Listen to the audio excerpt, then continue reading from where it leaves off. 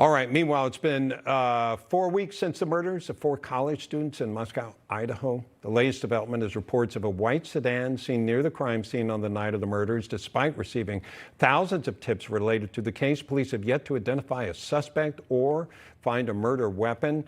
Still, investigators say they are making progress but can't share details that could compromise the case.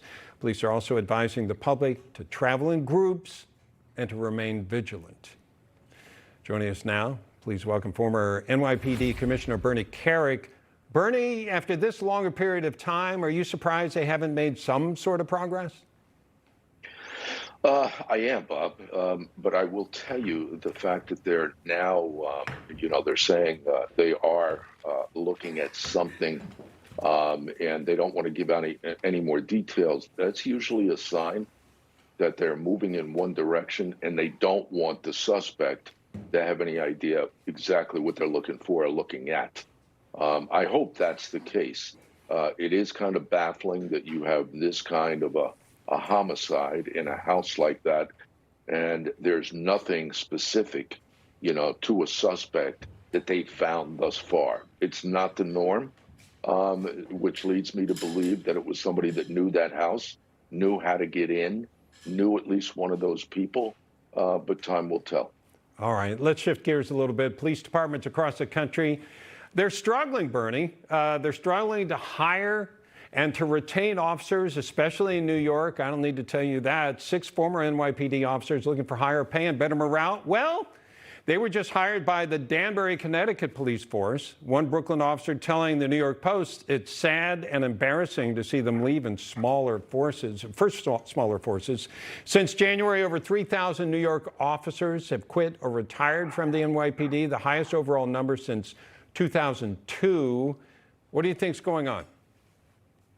Well, it's a combination of things. The administration is not a police-friendly administration. You have a city council that despises the police. You have a governor that doesn't support the NYPD.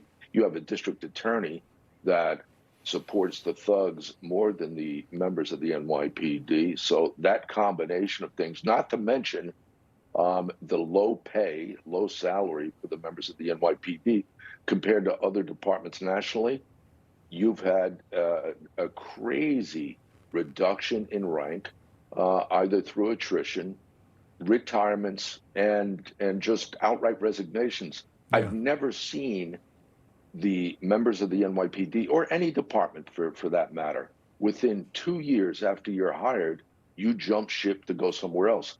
I've never seen numbers like this in the history of the department. And you know what worries me as somebody that's here during the week? There are a lot of officers who may have been around back when Giuliani established how to be a policeman in this city. It's a tough city, but they have dealt with a lot. But that institutional knowledge, that street experience, that wisdom of what they have experienced, how to do policing properly, that's going away with them, Bernie.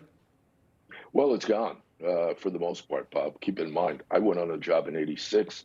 Giuliani came in 1994. Right. And from that point forward, through Giuliani and through Mike Bloomberg, we saw the most substantial reductions in violent crime and murder in U.S. history. Right. Since then, with de Blasio and now Eric Adams, we've seen some of the most substantial increases in violent crime and murder. And it's only going to get worse based on this administration's function. So, I think it's horrendous. I think it's horrible. Yeah. And the sad thing is, Eric Adams knows better. Eric Adams knows exactly how to reduce violence. He worked under me and Giuliani. He knows exactly how we did it, and he could do it in the drop of a dime. He just doesn't have the courage to go against the far left radicals. All right, Bernie Kerik, thank you so much.